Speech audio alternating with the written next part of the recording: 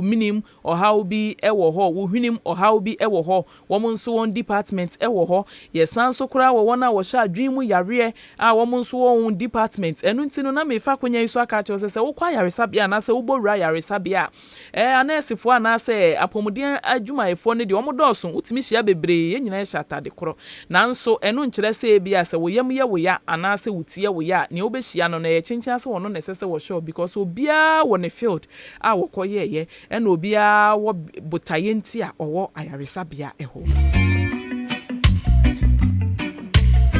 saa nso ne yɛfa yɛ nipadua no esi hɔ a firi yɛti so de bɛsi yɛ naase no wuti ebetumi ayɛ wo ya nanso na wo yɛfu ɛnyɛ wo ya wo nam akwa baabi betumi ayɛ wo ya nanso na baabi ɛnyɛ wo ya ɛno no ɛkɔba saa na kyerɛ sɛ wunni apɔmuden mapa fisa apɔmuden mapa deɛ ɛwɔ sɛ bibia ɛyɛ kama na baabia esisi so pɛpɛɛpɛ na me kwaswa kai wo say streaming live on Facebook ko search for Ahenkan 93.3 FM no ye capital letters okokobo wo ho a obehu ye wo ho fefefe na wako na nso wako akɔhye ama obi nso ehu bi na afi nso wasan so akomente bisa question bi a opese obi se bia no wabisa na ene no ma kyerɛkyerɛ wapomudin chichemu kakra na ene no ye befa adwene mu de firi se eye bosumi ya ye wo mu October bosumi ne da etoso du eye 10th October emi se eye next week ye di World Mental Health Day world na say ewiase nyina wiase afane nyina ye di adwene mu adwene papa ehun da se wadwene no ebeye papa ne besi pi ne besita no nyame ya doma 10th of this month eye October yi na ye di World Mental Health Day enu nti no ye be di World Mental Health Day de na me bisa se wadwene mu no etesen ana wankasa wo hwe wo ho na wo hwe wo nipadua na wo hwe wade man a wode wo ho na wanhu se bibia sisi so wanhu se bibia ye pepepe na sompo ye ka se good mental health a eno kra any den eno ye ka se obi kra nso wadwene mu yare a eno nso ene de ben ana eno na me ne wo ye ba be hwe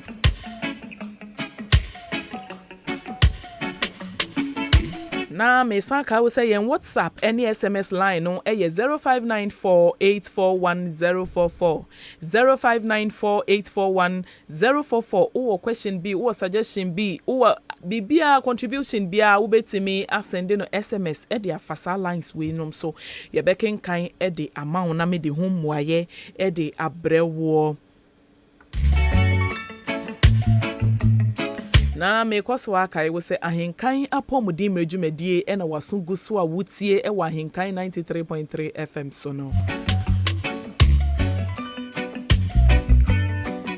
na ne edi kan kura no ye fa nipadua no esi hɔ a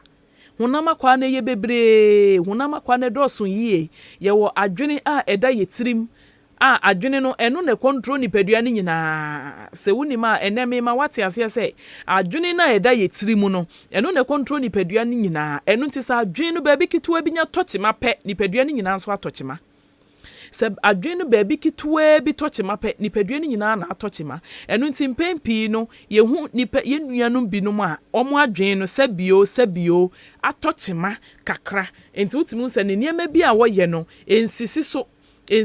obi wo nso de a adwen ni nyina in general no atochima enu nti obehu no no wadwa ne hu nyina no wona mabonten na eno de wutimu se ne aduro ne de agensem emugu ahoro bebre obi wo ho pa wonam ho wadwen mu yare na nso yanka nkere wa wo hu se nipa wo wadwen mu yare da fi se adwen no part na se portion na atochima no eye baabi kakra bi na atochima enya adwen ni nyina na atochima eno nti no na adwen no se de medika kan no no ene kura nipadua no onipa bia se wo sori anopa ansa na bibi be prompt wana se bibi be kan se sori na kodware sori na kokodidi ekom de okona kodidi eya adwene no na send sa signal ni nyina na de ba ko ewom ne se nipadua no honam akwa ni nyina ene adwene no baabi elenke na kire se ye fa honam akwa eye wo wakoma eye wo liver eye wo kidney eye wo stomach nanka se eye wo yafunu no eye bebia wo jonsofa wo urethra ne urethra no ne hwan ne nyina ebia any adwene no part of the brain bi ebo ebra anase ehia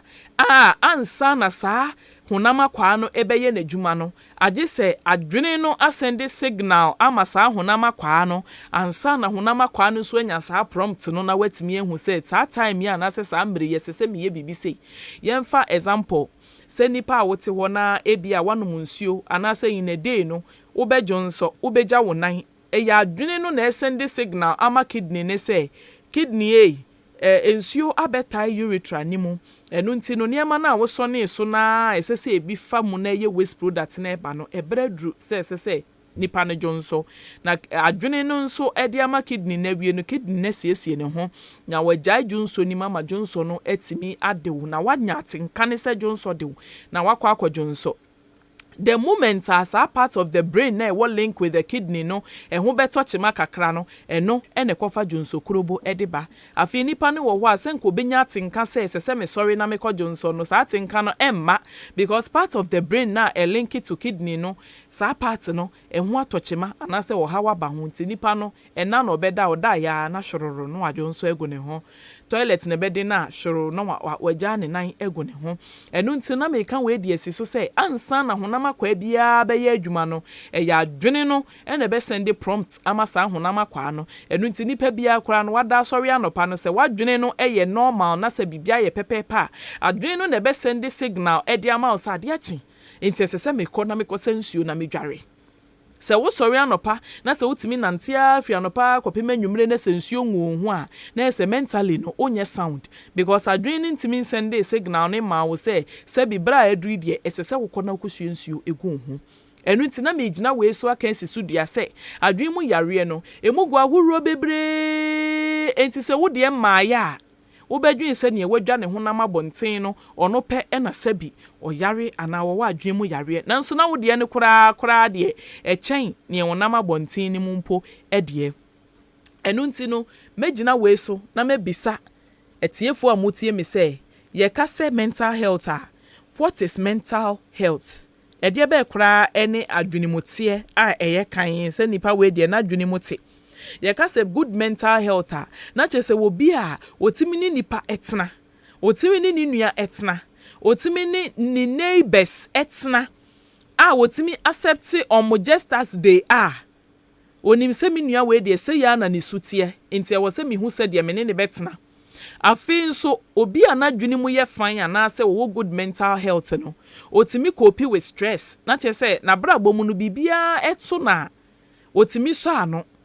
otimi hu se abrabo no enye pepepe sa enu nti no ewoma ebechia ewoma ebetene enu nti na wo se mi hu se ne mesoso ne ma biaye den ano enu nti otimi esoso ne ma bia no a ohaw bia emma afin so obi anadwene mu tie eye obi a otimi ye adwuma yie etimi nye sika free mu Emma at the end of the day no hu say adwuma me ye me discuss na share mu sika say na me nya ye sika say na me ye mitimi calculate me nyama ye ne judgment everything is good asa wo disika ma ne sefa ye adwuma wotimi bu akonta ye etimi nya results edimam saa nipa no na wo nadwene mu ye fan na afen so obi a ebusua mu society mu adwuma mu bibia ye bia no otimi contribute ono nso ye mentally sound enu tinyama kakra amabobo so yi wo se wutimi hu se wadwene ne mu da ho anase emu enna ho ebiem esese wo ye obi otimi esiesie asem se bia wotifie woni nipa bi tifie so ntokwa ba oye obi otimi ka nipa bom oye obi otimi siesie asem asem aba we ya bebo na mane yi wanya ade ene ade esi ye die wo de mu ntwa so na mu nyina mu ntena mu mientena sa anuafo oye obi ote sa ana oye obi a obi nya kwaka che ne sa so mesia no no so asori no die mi kan tokwa emfa ne ho no akwa akosom oye sa na chese mentally no onye sound obi oye sound mentally no no try say obe solve problems or try say obe resolve conflicts on sign enso eja enfengum ena afen so oye obi a oye independent obi a oye mentally sound no e wo stage bi wo wa oye den nipa you will be dependent and there we den wo maame ne be hwew wo den wo papa ne be hwew wo den wo bra bi ne be support nanso age bi wo ho nso a wuduru a say age ameduru die mea mentally no minim say manyini esese me kopa adwuma na mea meye na mea mitimi fend for myself na emom se wudru emfie bi na se still a bibia nkyere wo se stage na wadru ne de esese wankasa wutimi hwe wo ho wutimi ware wutimi ye wabusua na se bi wanyi adum pempensuo bi na still a ne ma ehu nhia abrabo basabasa e wo se hu se mentally onye sound enu ntina me gina we so akasa adwen mu yare no emugu ahuro bebre nya wo bi a waworo ne honam kwan so pe ena sebi owo adwene mu yare da bi nipa bebre nam ho pa nso mo wadwen mu yare ai wo si so no ono de wonim se o me de me ye okay bibia hame nanso ene akosua ekina adwoa adechie ama adechie ya nipa wo ye se bia wo nye mentally sound o psychiatric problem. A mentally sound person no enema bi wo ho a wonye onim ne ye na wonim ne enye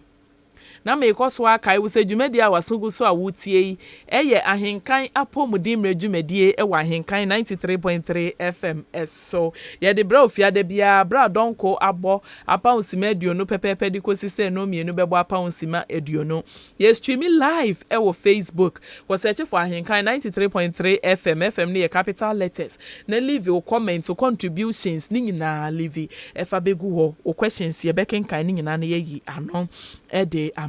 afi yen WhatsApp any SMS line no enso eye 0594 841 044 0594 841 044 ai mentally sound person me kan bibi me kan ye no na me bra bi be hwe manim ai wo ye obi a wote sa mentally wonye sound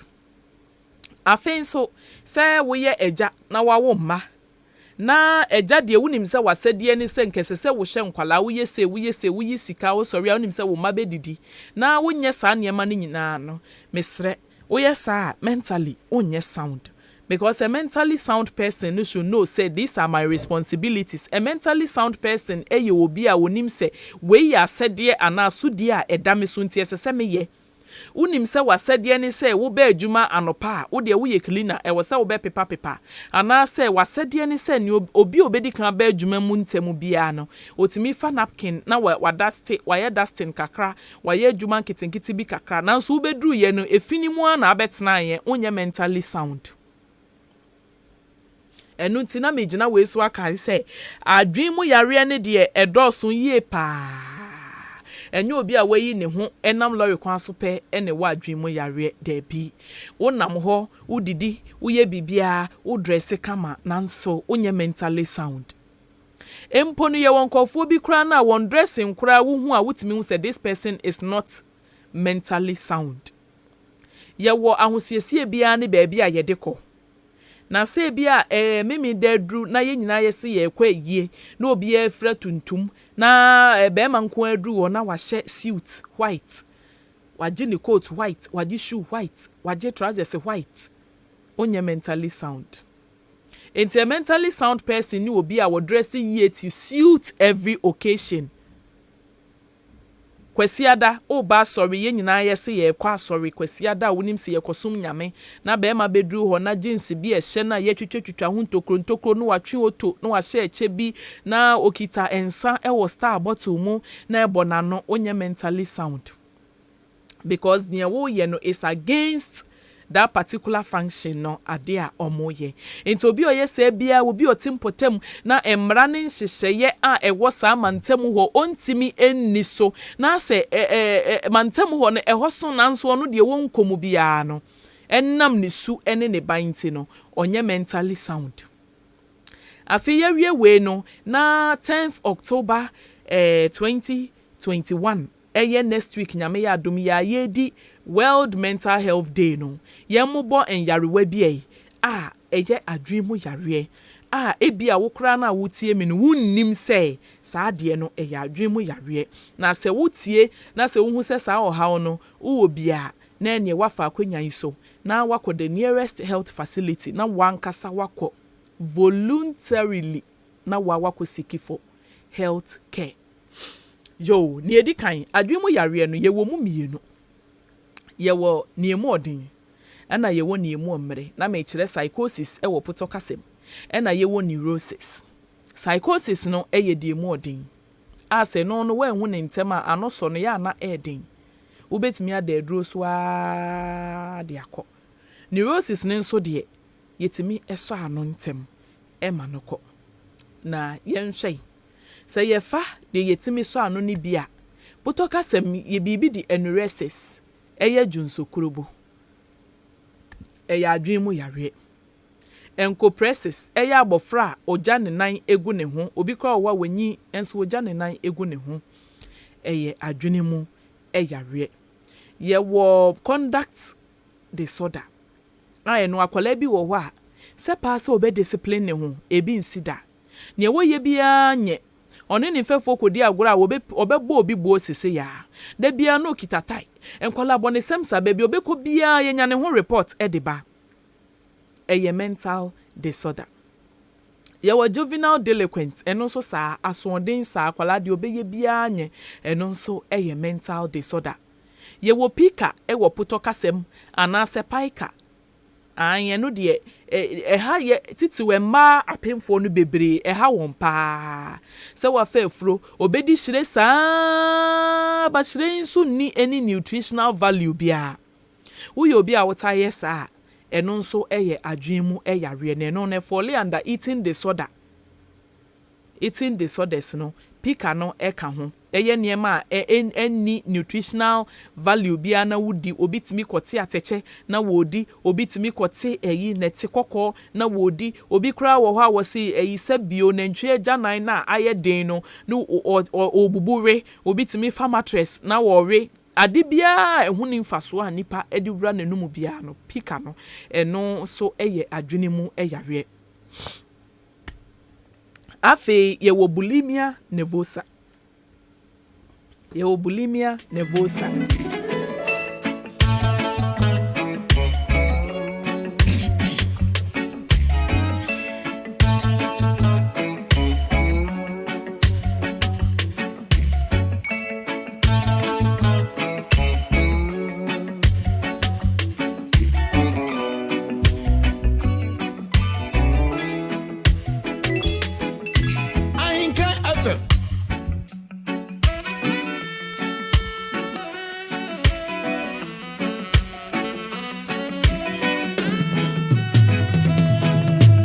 Yo, ebusiafo ye ntoa so. Ye wo bibi nso a ye frɛ no bulimia nervosa. Obi a wodidi bebre.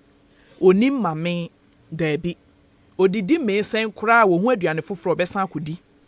Eno poto kasem ye frɛ no bulimia nervosa. Eno nso eye adwene mu eyare. Afi ye frɛ bibi nso anorexia nervosa. Eno nso ye obi a wosemi de mi nidi me mpese meye kese. Me pese me komis Ghana. Me pese me ko eyi emema no mo 6 pack. Enu nti no person na fuye flat na wonya more customers nti no no de wonidi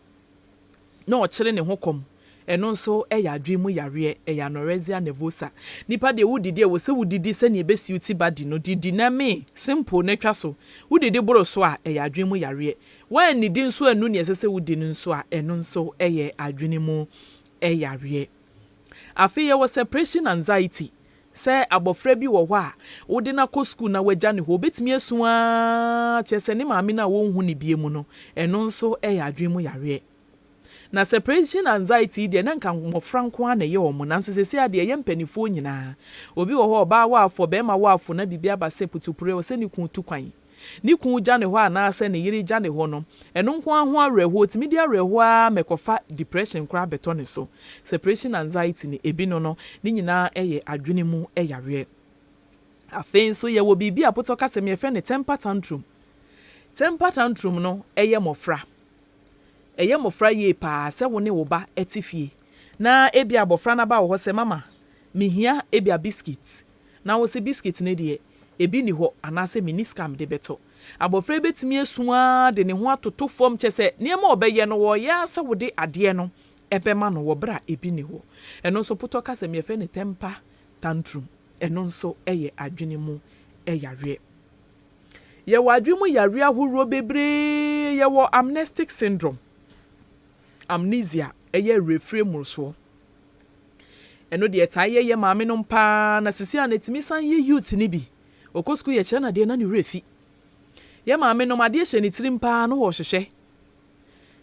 adeɛ ekita ne nsɛm no wɔ hwehwɛ na wɔ twa adapa wɔ ho nso na enyo obia na afa eno yɛ amnestic syndrome eno nso ɛyɛ adwene mu ɛyare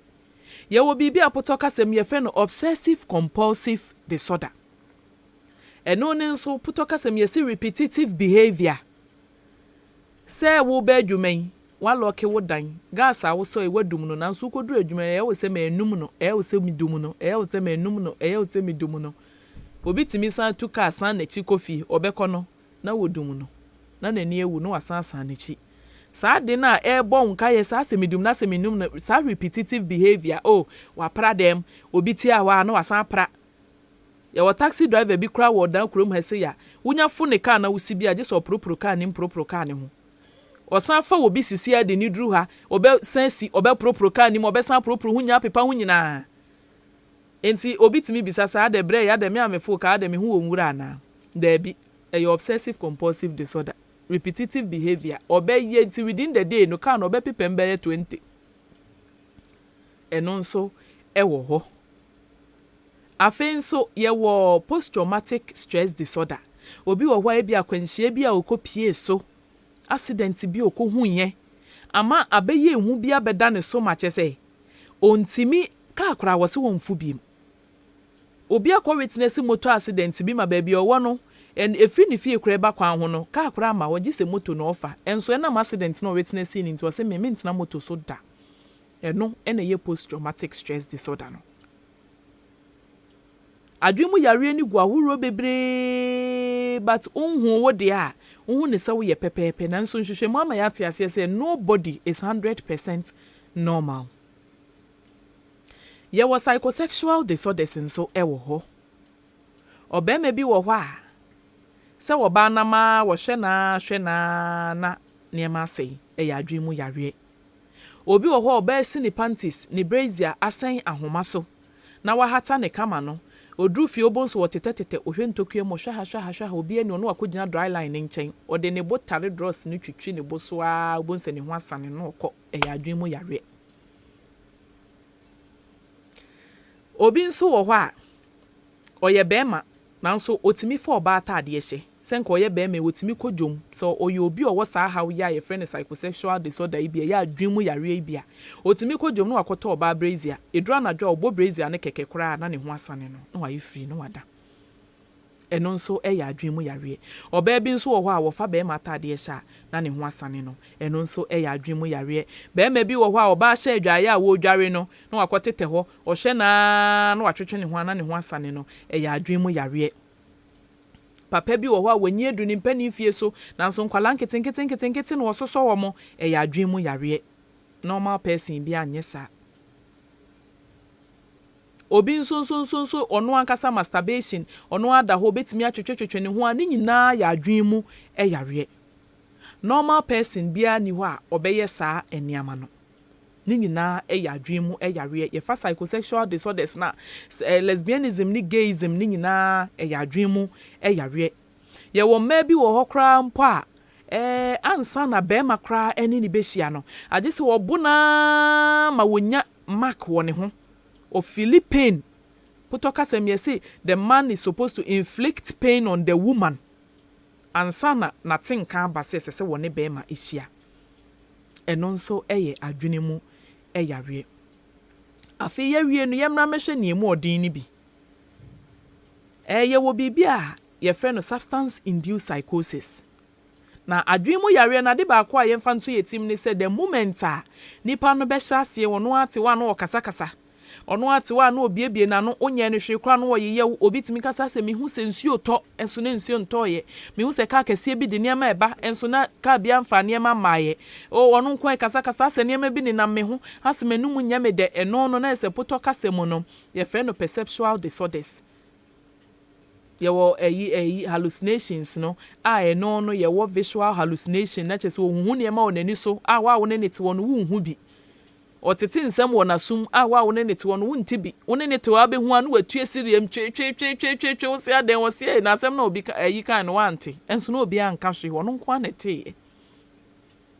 obi timi kasa se eniema bi ni na menum ni nyina adwemu yare ye wo mania wo ho potokasem eno so yesere moroso ohun hwe kura wo besere saa na so obi wo ho a asem na esere die o but the way a wono besere no wa wote woni kura no behu se da bie nkoyie asem na esere ayaka asem obi a sere wie but ono de afi no wasere tintintin wasere a ma chese mo am wo ho ni nyina na afi nya asem no na ye musiri na emom ne sere na wo sere no na mo nso mo ntia ase na mo sere eno nso ya adwen mu yare ye wo depression wo ho arewo mroso nipa ni bedi arewo saa na masem bi ato no how bi ato no bedi arewo saa na afia kofa adwen mu yare ye depression bi abeto no so afekwa de timi kwa akiri na ye ne se onkonko kana no aduru kra eno nso eye adwene mu yare ye was substance induced psychosis na substance abuse ne kra de this year's World Mental Health Day no na ye main topic aye kasafa ho bebre substance abuse fi se no ye hwa youth na aba ne mmabunu no mo abuse drugs no ene drugs bebre na abadwaman so a oye ya no akoto no onom we cocaine wine cigarette ensa huro bebre ni nyina ye substance even se wo drug store kra akoto aduro na doctor am prescribing ma one kra no drug abuse enu nti obi timi fasa nuboni ya ye wi ya na afida kopɛ na abafa ne tirim fi se wi na ye nom no ana se wi na da bia ye nom no ye wo substance bi wo ho a eni adwene no enhia potokasem yesi delta 9 tetrahydrocannabinol eni adwene no enhia adwene adwuma ye ne se sa substance ni nya kwa adwene ni mu pɛ ekofa wo how de beto adwene so enu nti wodi wi yesi wani so na anum wi na da kopɛ na adwene na tochima na afi bomba to na blast afi ebehu na abrante kama onam traffic light ubehu na afi wadwane ho na wa start na ororo ne nika na ororo ne top na ate afa so obi wo ete so obetimi akomirika free ha kosi achiase wenye obi anchi na eni bebe ya nso adresi kuma na oto asoko obekọ sa wo mreda inti substance abuse ne nso ya adwen mu yare substance induced psychosis eno no na chese wa fa nuboni na ma abeha wadwen masisi ano wati nkensen nipa ne tewa no wo kasakasa eniema ensem fata no wo kasakasa na chese de obeye bia mfa kwan mu na se wo de akoye sa no wakonya adwen mu yare eno wa nhwe ya ye bebra bra ano so no aya na edin enti ne yemomodea ne yentwe ho emfiri enubone ho afen so ye wo epilepsy wo potokasem a twi mu ne ye frɛ no etwere ana etware empempi no ya yesi etware ye sunsumu yare ana ntoma mepacho ye adwene mu yare adwene no Nyankopɔn ye ni na we se adechi bia ana se da bia no eyi nsuo kakra neurotransmitters bi wo adwene mu kakra ba ebegu adwene mu na boa ema nipadua ne timi ye n'adwuma se de sese ye sensuo no epebro so a na chese there is an abnormality e de ohawo ba penso endru se ne sese edu ne nso a eno nso no abnormality eno nso de ohawo ba eno nti wa wo de ebekọ akọbro so no abnormal electrical discharges no na chese anko amase de sese eba na akọfa saa etwere yade e de abrɛ nti preko pɛ wo ho abeti brum na nipa no wahwefom na wo ne nan na na no twa ehuro na wo yesi mfansa nka no de nsa ka na ebe sai wo etwere sai enye no kreda etware ensai etware ya adwene mu yare a ye wadura ye de so ano a obusuani bi wo saa etware yare bi a ye wadura ye de so ano a ematwa no emma wonum na duro ye nko ade a etwa no emma obi ama ne hu nipa etwa masisi ano waye basa wasei nanso etwa no enye honhom yade empempi no ye ya na edom akogu prayer camps obeda hwa mfie bebre ne ho nto no enne me pa chow enne ni da wutie me a yedi kanya ana mpo se na wonim se etwere yare na honhom yade a mesre enne ahenkan apomudi mredwumadie ama wate ase se etware ana etwere ya adwen mu yare a yetimi so ano na yebetimi nso aso ano afi ye wo alcoholism ensabru bebrebe se nipa nanom nsa ni nyina na ya na eye result of not able to cope bibi ato no wabrabom ontimi nso ano na wo so konom nsa kakra no onom nsa kakra no onom nsa afi behu ano na ate afaso ojaya enyeye ebewie na akofo ha obebre di abre no ensanom bema wadwen mu yare na asan se wo mrebo asan se wo kidney asan kofa stomach ulcer di abrew asan kofa wo ha obebre di abrew last minute wan hwe ya no ahwere wo nkwa entini nyina no enya de a eboa nipadua no na mekai wo se dwumadie a wasungusu a wutie eya ahenkan apomudin mredwumadie wa ahenkan 93.3 FM eso ya de bre ofia da bia bra donko abo apansi meduo no pepepe di kosi se no mienu ebebo efso ya in WhatsApp any SMS line no eye 0594841044 0594841044 yes stream live on so ewo Facebook ko search for Ahenkan 93.3 FM ewo Facebook FM ne ye capital letters obehu yen ewo ho na be hwe yen for questions and no contributions at all ye be kenkan e de amount emrepem enu ti enene no kasa afa ho ene say nyame ya adoma 10th of this month eye World Mental Health Day inti ye bisa say woti apo wadwene no eti apo ana nia wo sori da bia wo ye esisi so ana wo ye obi a obi kan ntokwa a wontimi fa nche na ana obi wo ye sister we de nya wo nye woni mfa che wo da bi mental state no baby kakra atochema because mentally no bibia eye okay a bibia eye okay a e wo say wutimi adapte na wo adjust yourself to situations enye bibia na wo be retaliate enye bibia no bi be ye wa wo be sososo wo bitimi ka say sister we de wa jimi papa ade a we ye ni pa wan soso na ye me anka djuma me di no ye me anka djuma me di no owo good mental health otini paase enu nti na wan kasa sister we kra de be ni ede na asejimi ebo ne hu sei ede na bra we kra de asejimi ebo ne hu sei nti ne ye we nyina nti wo hunye there be our good mental health eba sa wo mom na wo suma no na wo kasa bebebe no wo mentally wo nya sound because wo ye sound a wo nya ne wo ye no our matrofo no 0201944485 and 0554820910 0554820910 0201944485 ubetimi afre na wo de wasem bisa aba Ahenkan apomudemre na wasogusu a wutie no ebredru setiefo mo nso mobem na mo nso mode wasem bisa eba eno nti ubetimi afre na onso ode wasem bisa anasa contribution ananchemu bia wo bia no ode aba 0201944485 0554820910 afe a mentally sound person obi a onye comparison sane wutie bia no ofa ne se saa ene nyame ewo obi a wode ne hototo obi ena we wo sei na me de mini bi ena girl de na ne ntususu ena me de ekura ni na me nan fiamfian ena we de prahwe ne to ena me de me toketo wo yesa wo bibi e friend body dysmorphic disorder and I say a folly under somatoform disorders de bia ubu hu abomfia me pa cha ofra enchia no eye wapomuden na wagime so se ewo me a mensem hello me pa cha wapomuden me pa cha ewo me a mensem yo me pa cha odin ni baby a free Oda station yo bra kwabran pa cha yeti yo why Acho de bia fia de bia yeye. Mati.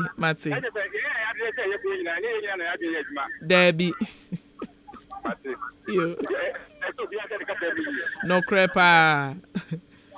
Yo, meso me da se wo freba djumedie so bye bye. Ya ye nam nyina nya obia e na wo ye normal obia nam ho fefefe na nso nya obia na ye normal ene kura wo kodwa so enuro bebra ba ye se edura mema ni titiru ebe ma ye kese ebe ma ye sei ene sei ni nyina no e foli under somatoform disorders because ohun ne ho se ne be mesa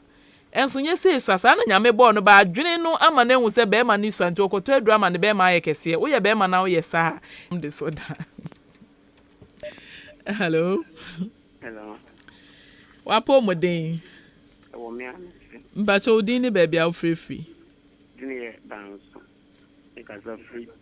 about to boto. Yo, Mr. Danson Pacho, mo asem bisa nkoma hi. Oh yeah, they are sure boy. Amen. Program now ma this is the first time I meet here with second program. Oh, okay. In fact, we say muda opa. Yo.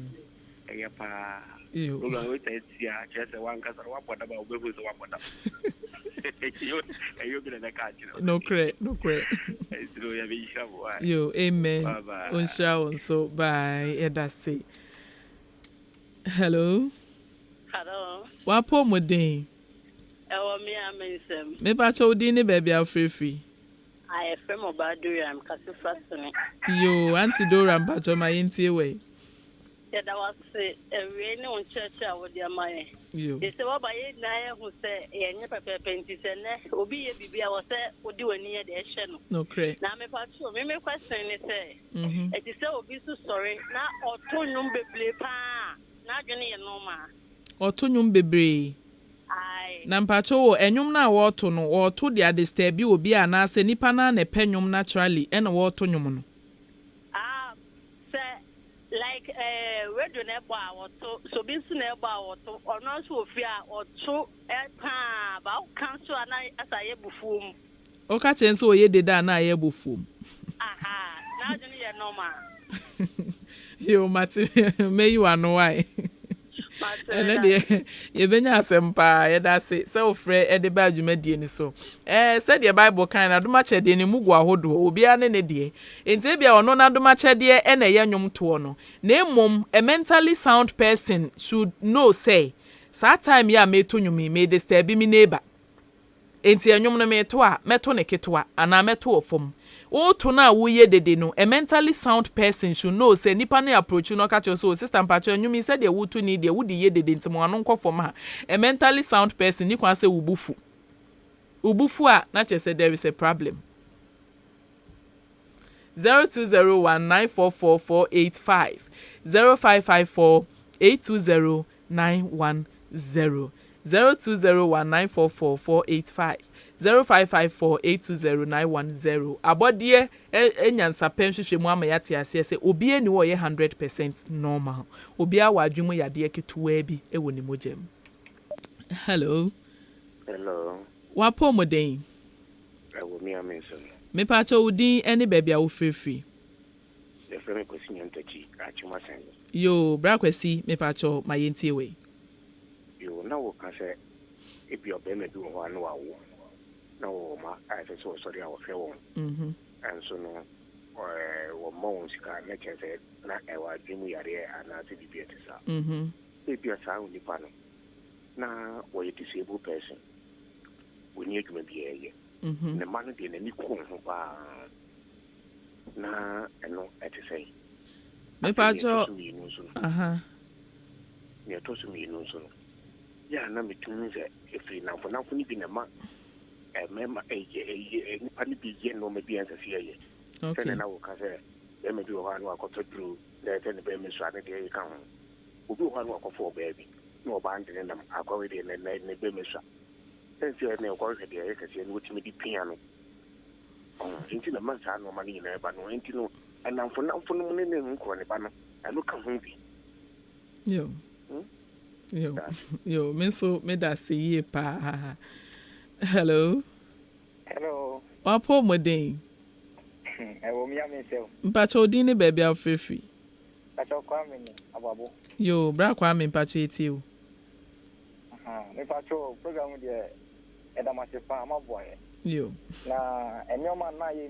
nim no ntino ye gina so eye yi suba bi edi no. Isi ewie mama ma ye clear say obi you suba bi dia e say na dwema ne say o problem je say na mellow down. Yes. Me pacho ibi sa question bi. Yo. Bo apaye on. Eye adwumu yare ana say eno no eye den. Bo apaye sesen.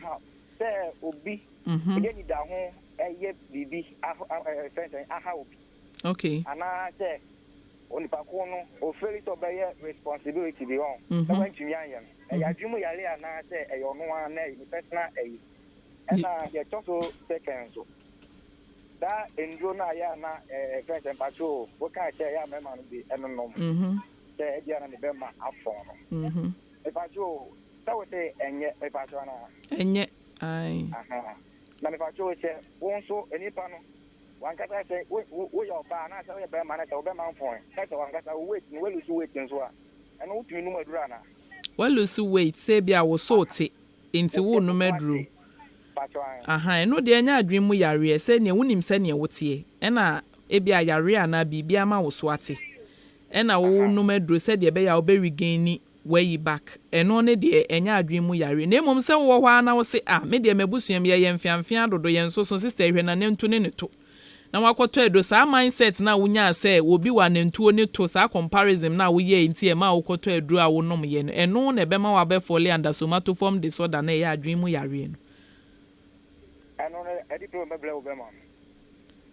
say woko fedro eno no ma say obema nye kese a already no mentally no nya sound because we sound an koto edro say obema ye kese and secondly be ma wo problem ama ebedu time bi kwa obema no wanum say edro na obema na ntimi nsore nche ebe wie na ebe sama na ebe ye bojoro afekra de sore kra hoodin bia emmem boho ai yo me pato eni da ho ne de enu ti na yesi ye wo bibi e friend boda mani eni atie enu anya adwen mu yare enu adwen na kire ne say yesi but nani da ho pa na wo se wonye nti enu de eye bo apayo na waye enu enye adwen mu yare enu onim ne eye enya adwen mu yare me pato matonda yo me da se pa hello pacho apo moden me amin samo pacho din ene baby a wo free I fami Millicent because of order yo anti Millicent pacho etio me pacho so ni obi wo fi na de bia complain into kwa na say what na say ya me pacho nipa no wadwum yale kakra na obi a wontimi ene ni neighbor entna peacefully bia no mentally no there is a problem I say compound house and na hey what na hey tokwa ensem fata basabasa ni ko den tokwa ne ba no o wadwen mu yare kakra na o personality disorder e ya adwen mu yare okay enti no wo na wo no hu say mentally no you okay no e wo say wo no develop way bi a wo be adapt na wa adjust to ni suban no no wo hu say sa no wote enti wo de ba wo mfi no okay eno na be me hu nsonson ye da mu mienu mu ntem yo menso me da say frɛ ba adwumadi eso ye papa bi frɛ wo so obi wo hɔ a wo bebree but ase oye disabled eno de oye disabled a obi a be witness say oye disabled enti no ntimi nkoye adwuma eno ne de enya adwen mu yare na emom say wo hɔ na wo nsa wo hɔ wo nan wo hɔ obi wo kra wo ye adwuma pa nso bo ane ma no wo mfi wo mo eno no nurse wa neglecting the responsibility eno no mentally wonya sound hello wapo moden me amin se pacho udin any baby a wo free be free Tamani everything yo Tamani town pacho ma wasem enkomai oh yeah there manager mu jumede no panani de kan amisi oh wow na nyeme do ha na menim se sana te egu ha famia me ho ba edidie so obi ho person get the job back at me aya sana making but you say sana oh eating disorder eating disorder inti no hwe ne didi because e too much nso ebetimi ahaw mate me da se tanya go pon islam nyina amen on shira won so yenso ye da se ofre badwumedi so yo na me kwaso aka etie for sa Ahenkan apomuden medwumedi no wasogu so a wutie wa Ahenkan 93.3 FM so no ya homatrofo no 0201944485 ana 0554820910 ubetimi afre na so de wasembisa ana so contribution aba na me sa kai mo say ye wo bibi nso efre no hysteria ene ye wo bibi efre no malingering meba na ma be kire wo mu yie Hello. Hello, mama. Wapo modern. Pacho udini baby au free. Okay. Papa.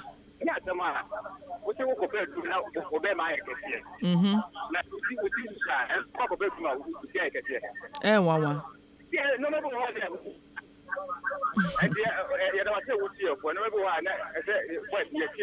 No cre. Yo.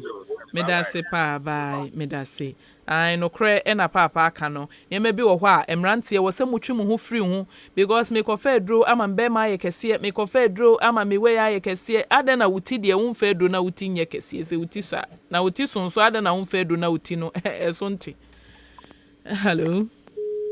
Oh, kose sanfre ebra dwumadie so ebiem na me ka bibi afa hysteria ene malingering eso awmatrofo ne 0201944485 ana 0554820910 ubetimi afre na wonso de wasembisa aba na hysteria no eye ade bia potokasem yesi fenin o sheda bibia anya no nanso wonim se ekina ye kwotwere exams SHS abofra wonim se wasi time aso BEC time aso ye kwotwere exams and say end of term kra time aso ye betwere exams na wonim se wansua de na wontimi nya exams ninti no oduru exam hall a obon se ubehu a wo hospital ni rushing de na ba dan a wo se na koma ehu ya no watwa hwe wo bo ahwe nye no potoka se me fe ni hysteria ya adwemu yare o feni to avoid writing the exams. Etaye mofra no omuko school ni pa enu nti wo ye de ne ba hospital abaye test wo wiase nyina abaye na bibia nche se bibi ha no afi woda ho kakra ono a enam se wo feni nti no obemma ne ho time bi be 30 minutes to 1 hour ebedu 1 hour time no nim se by this time the exams no mo atwere wi obon se ho na obi a oba no wo wu na ni nyina han no obon se all of a sudden na nani so ate no na waye okay eno eye hysteria eno no otimi ye ne ho te se etware no ase watwa hye otimi force ase wo fe ase bibi hye ni minim obi timi ka se miti obi timi woso ne ho te sa wode no oboa ni nyina eye feigning o feigning se de be ye exams no wonye anase adwuma bi ade ama ne fie se wonye no wonye nti no wahye da prekope no wahye da ye ne ho te se bibi ye na wowu enso oboa enye yare eno yare na ye fa malingering nso opotoka se malingering de apply to mpanifo titiri adwumam obi wo ho a wako school awie a wo officer no baabi ye na adwuma na nso akwadworo ne ani hanti ya man work bi se wo ya na ne boss ama na adwuma bi se wo ye no boa ono nso malingering omo nso no de feign to avoid adwuma bi se wo mo ya na mpo se bia communal labor bi so obi ameye ompese obeye adwuma ne bi ntine wo so force no yare o hyeda aka se bibi ye no wowu bibi sa se de be ya obe avoid adwuma na obeye no enu nti malingering any hysteria no eno no 0201944485 0554820910 yeguso a efa afrefo no enche bia na ye bre no ayebe 0201944485 0554820910. Hello, good afternoon. Good afternoon. Wa po modern ewo me amensem me pa cho udin ni baby a ofrefi me pa cho so me friend poma me ka se fe atume yo sister friend poma me pa cho yetiu me pese ni bisa se me nkwala na tiwo na asemba ko pede bia me repeat ma tro se anopa o story a kokuru ani chuchu si ansa no wa kujara and so ade bia me repeat onye de bia di se me kai no onye pa cho akola na nya mfie sei Baku 12 years na baku 9 years. Okay, ntina say ni developmental milestone no asem kakra ewo ho because 12 years akwala de wo se wo timi hu se me sori anopa metwitwi mesi ni kwan se ye ka ansa na waye enu nti no me se wonya delayed developmental milestone no kakra enu nti no eye wan so na wo beboa no na wa kyerɛkyerɛ ba wahwɛ na hu se bibia ha no otimi ni age group di agoro otimi ye bibia kama oye bibia fine but I mean so I am in one say yet na ya man ya na nanchen what throw san of house or ya ente da utri wonya sole ya u chu se wa hu wani na san wa kujalo and so mo die de bia meka enti we no obeye reinforcement koso ana kan wo kana se still wonti a ewoma na wa ma aba kakra bem na de atwa no because we bibia anye no na ni da ne ho na emomade na wo ye no na ye nani ha enti na wo se wotia na kakra na wo hu se wo se wo ye bibia esese wo ye pepepe enti sa na wo keka conduct disorder ontimi comport ne ho ontimi discipline ne ho ade esese wo ye no ontimi enye enti no no yo me da se wo frɛ ba dwumedi eso hello wapo muden omi amese mpacho udin ni baby a ofrefri bigende nana asamata nana nana mpacho boko de oboko yo Saturday de yante wonka meto nkra pa nini abi ewu e ko fani fa e ko e fun na ko ayira azoko wante ibia wona jase no cre ije ayaze na satarano ije na wanjaran church na ntiri ko di beni no cre aya akwajiro o kosko mukra na sese ya den konta na ta yiguso o hu ya pe na kwajiro ba pe na apetu konti mi ha de no cre ke o yare ya be fi yo ya ni akwajiro o de sa o di beni ya kwa wade no cre yo nana yɛda se yie paa nana sɛ wo frɛ ɛde ba dwumadie so yɛkyia wankyifo nyinaa yo yɛda se paa yo yɛbrɛ no ɛnya ayɛ brɛ ɛtiefoɔ ma memfa ɔfrɛfoɔ twa toɔ wei hello wapo mu den mepakyɛ wo din ne baabi a wofrɛfiri yo sister comfort pakyɛ yɛtie o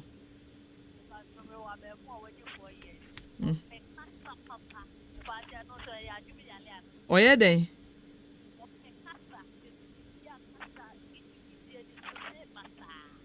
ope kasa epe questions bisa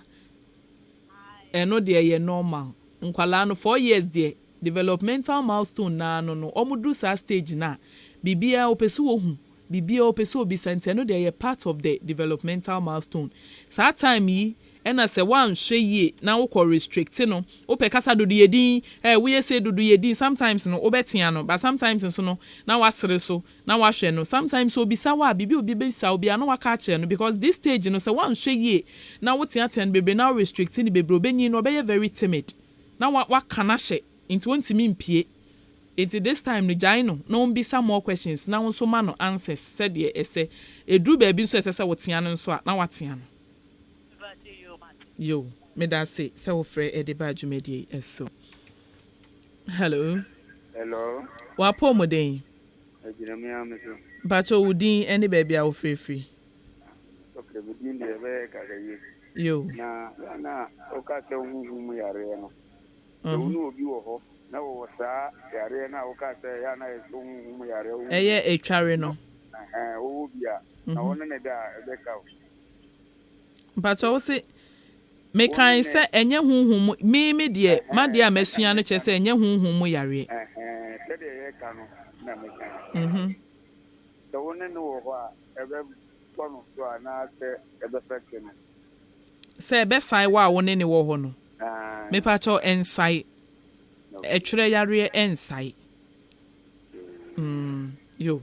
me da se wo frɛ ba dwumedie eso me pa cho etie for etwere yare ensai se wo obusuani bi ne so wo etware yare ya na se etwere yare bia eba abomodin se wo beboa no wo beben no wo behwe ne kama wo bepe ba bi di ne ti ato se be yonfa ne timpimpim wo mpra emfa tere nkohye nanum tia ne ti ne hwe fa ne ntasuo na eba ne nyina ngu fom kama mesre etwere yare enye honhom yare no ne ye saa ne ye gya wo behu ana nipa no wawu kwa etwere yare enye adwen mu enye honhom yare eya adwene mu yare hello ne de yenko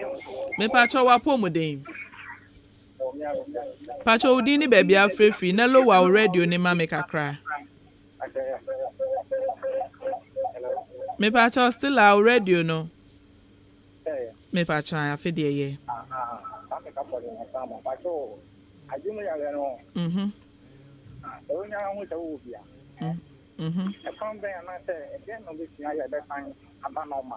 yo mate me pacho you me da se se ofre ba dwumedi eso Oh, ko se yensan kan ofrefo we. Me pa cho adwemu yare wo se kwan ben na wo hu se wo bia befa so ama wasan ba back to normal. Me kasa na man ka causes of mental illness. Meba. Hello. Hello. Wapo modern.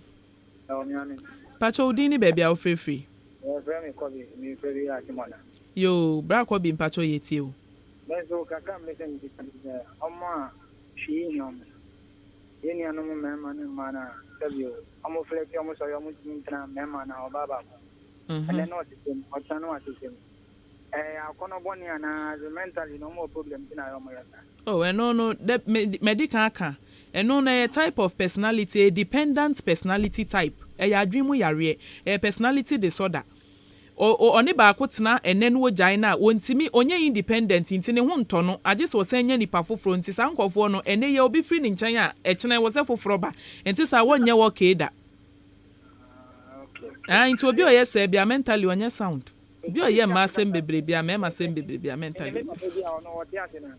oni oba kwa anye bibia ne ho ejina me bibia da aha na se demro so mentally onye sound Yo, me da say self-rebel me dey so. Oh, afrefo. We dey mesre mo last caller me mfe obi abiem. Hello. Hello. Me pa cho apo mo den. Oh, me am. Pa cho odi ni baby afrefi. Pa say fam pa shisha, sisi asen. Yo, sister party eti o. Pa so na me pese me musa say. So bu on mo na mo kra, mi ma branch bo na ma no stress no kata. Uzana was washed as over so being chanade. And also a normal. Oh, as a akasa the mental problem or hallucinate, if it be hallucinations, or potokasem. And to bet me up one more no why. Ya dream we are because normal person be any on a more best rest akasa. In this one, I'm now quite was rest. Kasa. Or person for chanade because a young for chanade. There be all mental problem, Pacho. Momo no why? Mo fa ne kwa yare sabia. Yo, ye da se. Se ofre ba djumedi eso. Yo wetiefo ye bre na ye be mo amugu so ofre no mpacho. Mintimi fo ofre fo bi ebe ye time na etwa mu kura san apa ho. Ye sre mo ye etwa mu ye time na so. PM programs manager me pacho we de. Wo se me time aso so. Frɛ fo you are fresh. Hello. My papa, Nami Shawati. Amen. Pacho dini baby. Abo zigi. Oh, eno. Na me pacho deni ha mi se. Minim obi. Onu asabi, onu wi, onu kocho, onu musa. Beto na ma na order. Onama no order. Onama no da so ko so so mo se eni ni ho. E da me pa ko na mentia me ami nwa comment ate fa se bi ma o tubo tunyame adom esra. Yo, ye da say e wo ho. An so nam no order adwemu yesan wo sleep disorders so.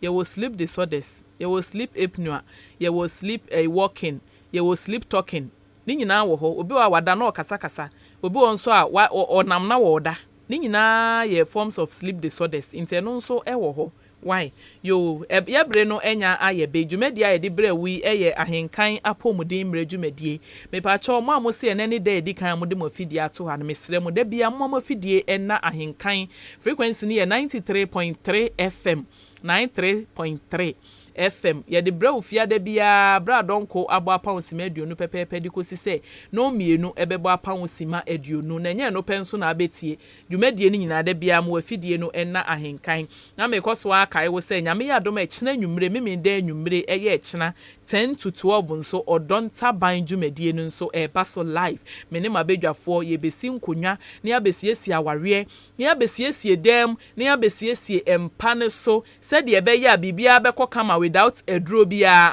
enro na ye fade pe hwan kese ne ne ebe ma yakwa ache ni we no ye wo ways bebra wo be ya ebe ma bibia akọkama enu ntini so opese wo hu dia ene echena nyame ya dom ahia yen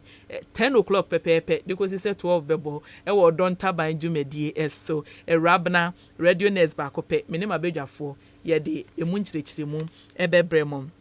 na enkaboi efiye nua ya ye nua kwabna costi ehwo ne nana wo se ne nana ne 1 week no eye benada ebe ya Tuesday 12th October benada ebe ya ye bon ka ye se mu nyina mu meja yen ewo SDA ho Mr. Jacob